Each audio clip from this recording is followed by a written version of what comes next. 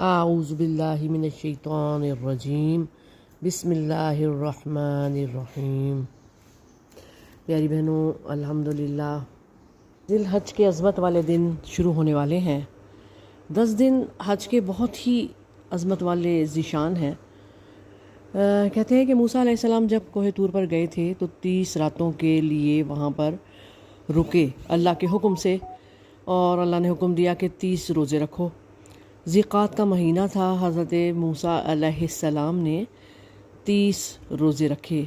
اس کے بعد وہ اللہ سے کلام کرنا چاہتے تھے تو انہوں نے پہلے مسواک کی اور پھر اللہ کے سامنے حاضر ہوئے تو اللہ تعالیٰ نے پوچھا کہ روزے دار کی منہ کی بدبو یا ہواڑ جو کہ معدے سے نکلتی ہے وہ تو میرے نزدیک مشک سے بھی زیادہ اچھی ہے، تم نے اسے ضائع کیوں کر دیا موسیٰ؟ مسواک کر کے تم نے اس کو ختم کیوں کر دیا مجھ سے کلام کرنے سے پہلے؟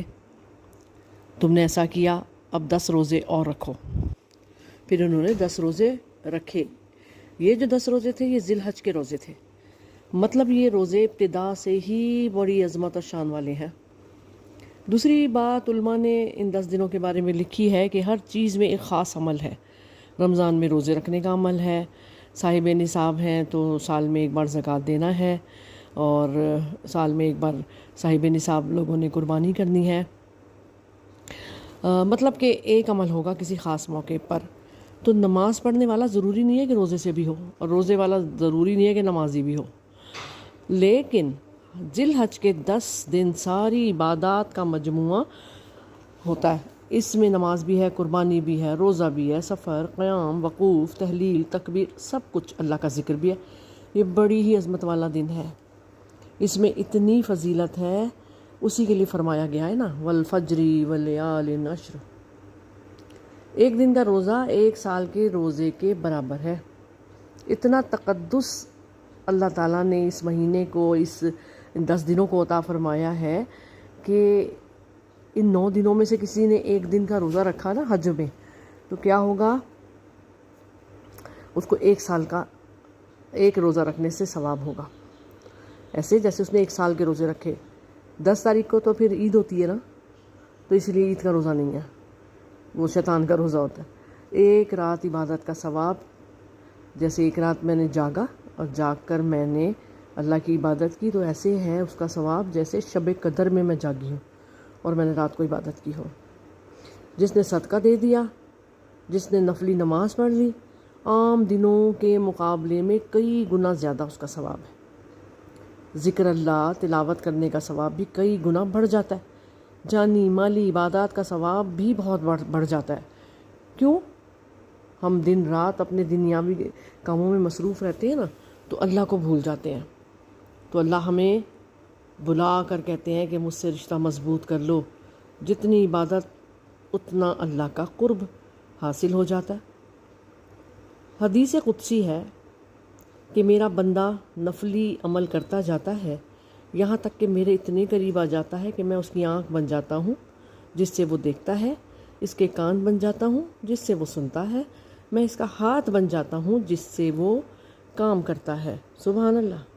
ذی الحج میں ہم نے کرنا کیا ہے یہ سنیے۔ 10 باتیں ہیں جو میں آپ کو بتا رہی ہوں۔ نمبر 1، چاند دیکھ کر دعا کریں، اچھی اچھی دعائیں کریں، اللہ خیر کا چاند لے کر آئے، اللہ تعالیٰ ہمیں دین پر ثابت قدم رکھے اور اللہ تعالیٰ ہمیں اپنا قرب عطا فرمائے۔ دوسری بات کرنی ہے کہ ناخن، بال نہیں کاٹنے۔ ذی الحج کے شروع ہونے سے پہلے یہ آپ کام کر لیجئے۔ اس کے بعد ہے تکبیر پڑھنی ہے۔ چوتھا کام، ان 9 دنوں میں روزہ رکھنا ہے۔ اور 10واں دن کیوں نہیں رکھنا؟ اس لیے کہ عید کا دن ہے، عید کے دن روزہ نہیں رکھا جاتا۔ اور 9 دنوں میں ہی ہم نے قرآن پاک کو ختم کرنا ہے، روزانہ قرآن پاک کو زیادہ سے زیادہ وقت دینا ہے، اور اس کے 30 پارے انشاءاللہ تعالیٰ 9 دنوں میں ختم کرتے ہیں۔ آج بھی بہت سے لوگوں کو آپ سنتے ہوں گے کہ جی 3 دن میں قرآن ختم کر لیا، اگر منزل سے قرآن پڑھیں گے تو 7 دنوں میں ختم ہو جائے گا۔ تو کوشش کرنی ہے کہ اس مہینے کا کوئی بھی لمحہ ہم ضائع نہ کریں، خاص طور پر ان 10 دنوں میں نیکیاں اتنی کریں کہ جو ہماری طاقت سے بھی زیادہ ہوں۔ پھر نمبر 6 کام کون سا ہے؟ ذکر الہی کرنا ہے، چلتے پھرتے، اٹھتے بیٹھتے، کروٹوں کے بل لیٹے جو ذکر الہی کرتے ہیں وہ اللہ کے قرب پا لیتے ہیں۔ ہم نے کیا پڑھنا ہے چلتے پھرتے؟ سبحان اللہ، الحمدللہ، لا الہ الا اللہ، اللہ اکبر، لا حول ولا قوت الا باللہ، سبحان اللہ و بحمدہ، سبحان اللہ العظیم، اور اشہد ان لا الہ الا اللہ۔ یہ سارا ذکر جو کرتا ہے نا تو اللہ تعالیٰ کا وہی تو قرب پاتا ہے۔ چلو ذکر لا الہ الا اللہ، تو ذکر کرنا ہے، کلمہ پڑھنا ہے۔ ہم چاہتے ہیں نا اگر کہ ہمیں مرتے ہوئے کلمہ نصیب ہو جائے تو ان کاموں کی ہم نے عادت ڈالنی ہے۔ کون سے؟ نمبر 1، ہم نے سوتے ہوئے کلمہ پڑھنا ہے، جاگتے ہوئے کلمہ پڑھنا ہے، یعنی کہ سوتے ہوئے کہیں لا الہ الا اللہ محمد رسول اللہ، پھر آنکھیں بند کریں اور جب صبح اٹھے تو سب سے پہلا کلام ہی ہم کہیں لا الہ الا اللہ محمد رسول اللہ۔ پھر کیا ہوگا کہ انشاءاللہ جب موت آئے گی نا تو اس وقت بھی منہ سے کلمہ خود بخود ہی جاری ہوگا، اور جب ہمیں فرشتے قبر میں حساب کتاب کے لیے اٹھائیں گے اس وقت بھی ہم کلمہ پڑھتے ہوئے اٹھیں گے اور ہمارا حساب کتاب آسان ہوگا انشاءاللہ تعالی۔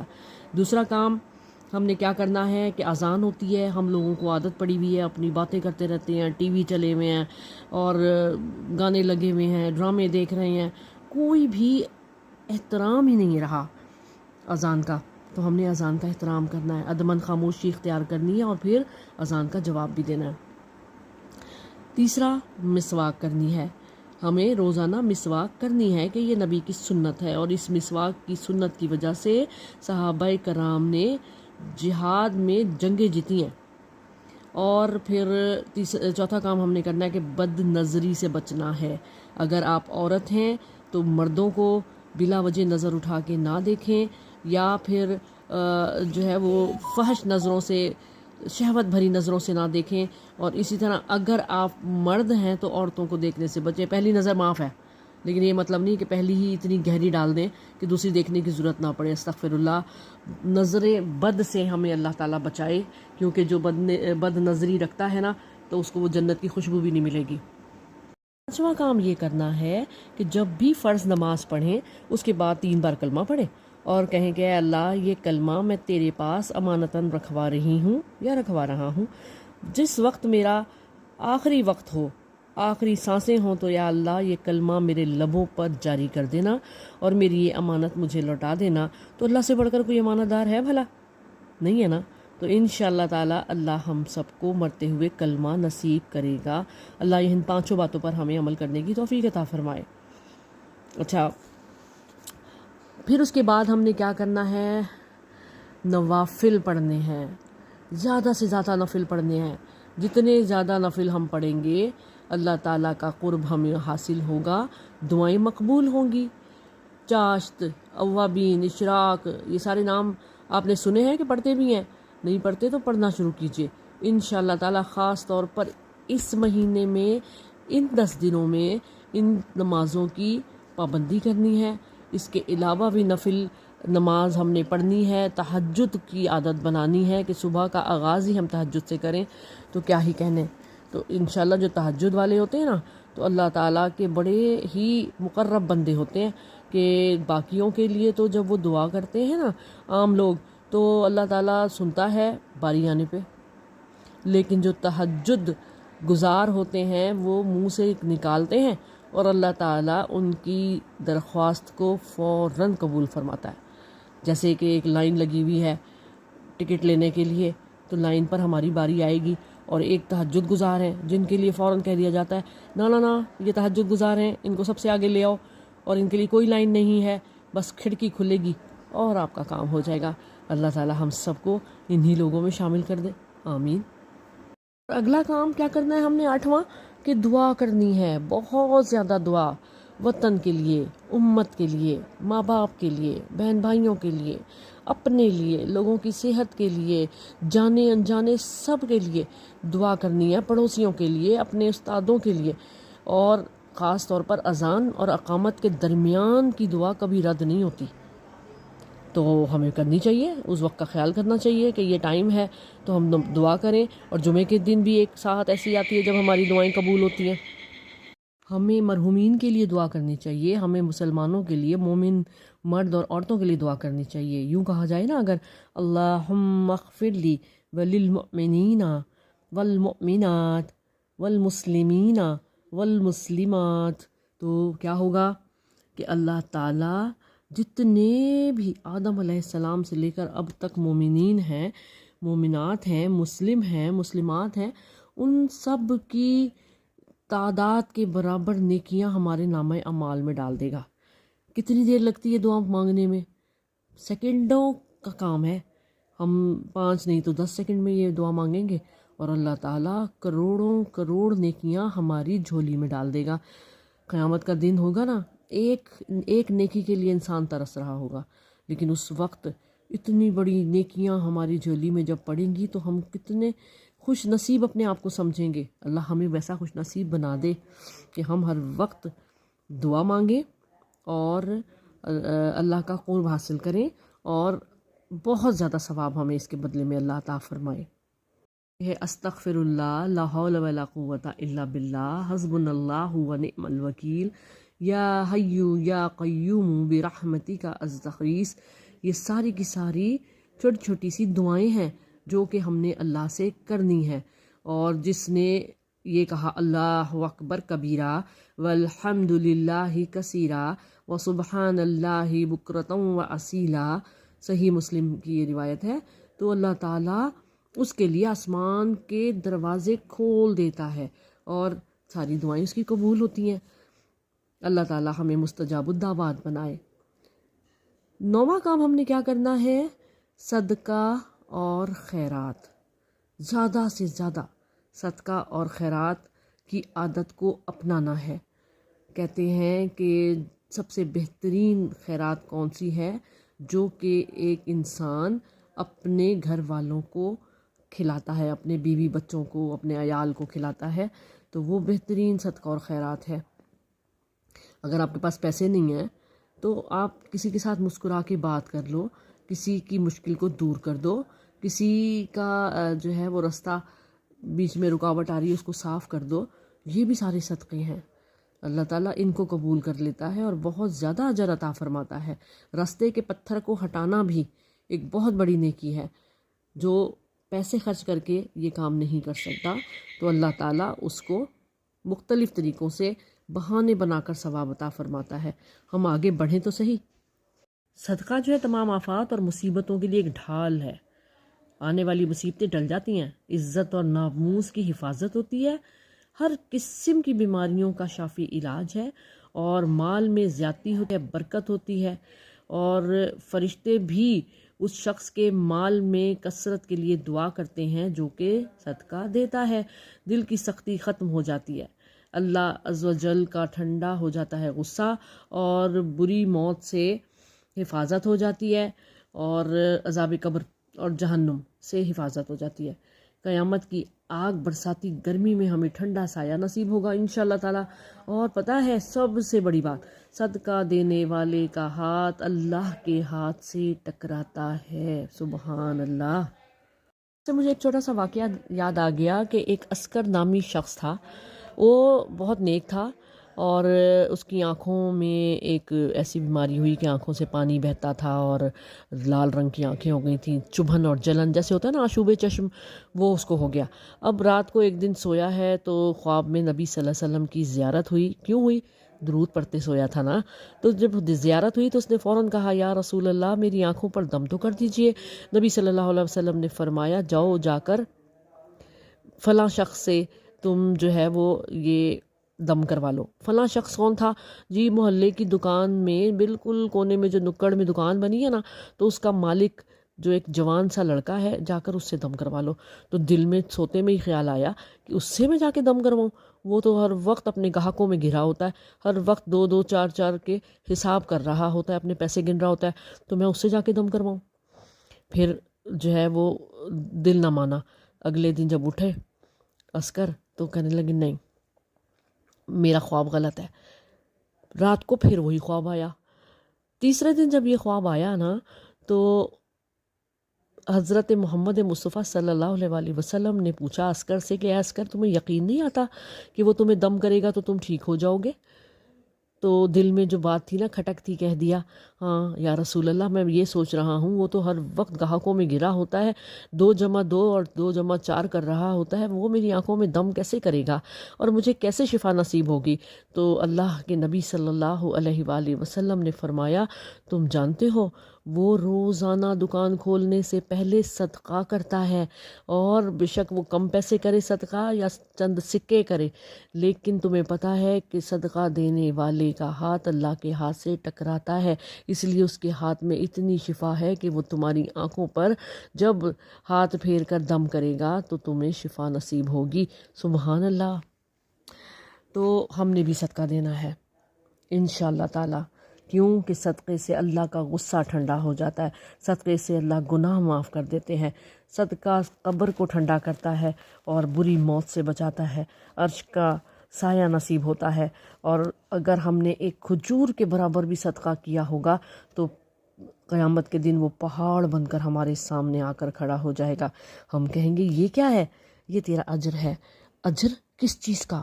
وہ جو تو نے کھجور کے برابر صدقہ کیا تھا نا، آج وہ تیرے سامنے پہاڑ بن کے کھڑا ہے تیرا اجر۔ سبحان اللہ۔ اللہ ہمیں صدقہ دینے والا بنائے۔ آخری کام، خیر خواہی کے لیے اپنے آپ کو اللہ کے لیے وقف کر دیں، خاص طور پر ان دنوں میں لوگوں کی مدد کریں۔ عید قریب ہے، عید کے تحفے غریبوں میں بانٹیں۔ کسی کے پاس کوئی جانور نہیں ہے جس کو وہ ذبح کرنا چاہتے ہیں، بہت سے ایسے لوگ ہیں جو کہ جانور ہی لے دیتے ہیں۔ کسی کے پاس گوشت نہیں ہوگا تو آپ نے دیکھ دیکھ کر ایسے لوگوں کو گوشت دینا ہے۔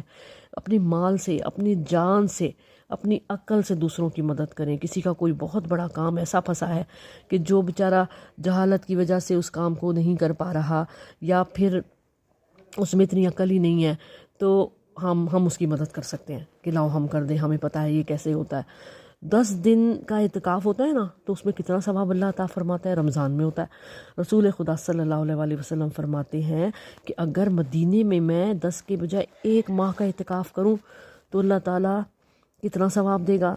صحابہ کرام نے فرمایا کہ بہت زیادہ۔ تو اگر تم اس سے بھی زیادہ ثواب چاہتے ہو تو کس کو ملے گا بھلا؟ کس کو ملے گا؟ کہ کوئی ضرورت مند کے ساتھ جا کر اس کا کام کروا دے۔ سبحان اللہ۔ بس یہ 2 باتیں آخر کی، 9ویں اور 10ویں، بار بار سنیے، سوچیے، کرنے کی کوشش کیجیے کہ صدقہ دیا کرو۔ چپکے سے کرو گے تو اللہ کا غصہ ٹھنڈا ہو جائے گا، اور اللہ سے ہم نے مانگنا ہے اس 10 دنوں میں، بہت مانگنا ہے، راتوں کو جاگ کر مانگنا ہے۔ مسجد نبوی میں ایک شخص کونے میں بیٹھا دعا مانگ رہا ہے اللہ سے، اور کیا کہہ رہا ہے؟ اے میرے اللہ، میں تجھ سے سوال کرتا ہوں اس لیے کہ تو میرا رب جو ہے، تیرے علاوہ کوئی نہیں ہے، تو ایک ہی تو ہے، تو واحد ہے، تیرے علاوہ کوئی در نہیں ہے جس پر میں جاؤں، دامن پھیلاؤں۔ اے اللہ، کس کے پاس جاؤں گا؟ کوئی بھی نہیں۔ اللہ کے نبی صلی اللہ علیہ وآلہ وسلم نے اس کی یہ دعا سن لی اور فرمایا کہ یہ جو دعا مانگ رہا ہے نا، اب اس نے جس طریقے سے یہ دعا مانگی ہے، جو بھی یہ مانگے گا اللہ اس کو عطا کر دے گا۔ کیسے کہ جب ہم کسی کو کہتے ہیں نا، ارے تو ہی تو میرا ہے، تو ہی تو میرا بیٹا ہے، تو نہ کرے گا تو کون کرے گا؟ یا ابا کو بچہ کہہ دیتا ہے، ابا جی آپ ہی تو میرے ابو ہیں، آپ ہی تو میرا کام کریں گے، اور کون کرے گا؟ تو وہ ان کا دل خوش ہو جاتا ہے کہ ہمارا بچہ ہم پر اتنا اعتبار کرتا ہے۔ تو باپ جہاں مرضی سے وہ کام کرے وہ کرے گا، جس کے لیے ہم پیار محبت سے بات کریں گے، جہاں مرضی سے وہ کام کرے، لیکن وہ کر کے دے گا۔ تو اسی طرح جب ہم اللہ سے پیار سے بات کریں گے، اللہ سے اپنا حق مانگیں گے، اس پر حق جتائیں گے، تو اللہ تعالیٰ کیوں نہ کرے گا، وہ تو ہم سے بہت زیادہ پیار کرتا ہے۔ لوگوں کی خوش آمدید ہم کرتے ہیں اپنا کام کروانے کے لیے، اللہ کو منا کر دیکھیں نا، یہ 10 دن ہے، اس میں اللہ کو منائیں، اللہ کو خوش کریں، انشاءاللہ تعالیٰ سب کچھ عطا ہو جائے گا۔ اللہ تعالیٰ ہم کو نیکیاں کرنے والا، دعائیں کرنے والا بنائے، اور جو بتایا گیا ہے کہ آج ہی ناخن اور بال کاٹ لیجئے تاکہ پانی کرنی ہو تو کوئی دقت کا سامنا نہ کرنا پڑے۔ روزے ہم رکھیں گے انشاءاللہ تعالی، اور 9 دنوں میں قرآن پاک کو مکمل کر کے پڑھیں گے۔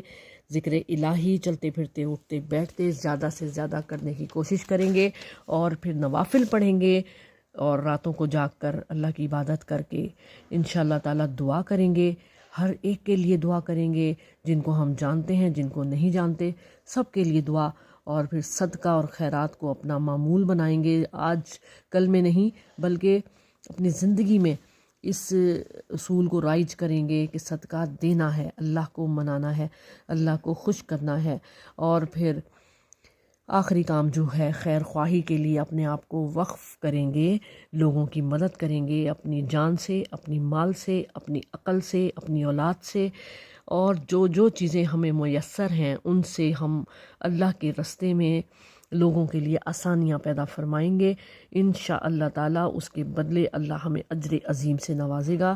اللہ پاک ہم سب کو نیک بنائے اور ان 10 دنوں میں اپنے اتنا قریب کر لے کہ اس کے بعد ہمارا دل ہی نہ چاہے اللہ سے دور ہونے کا۔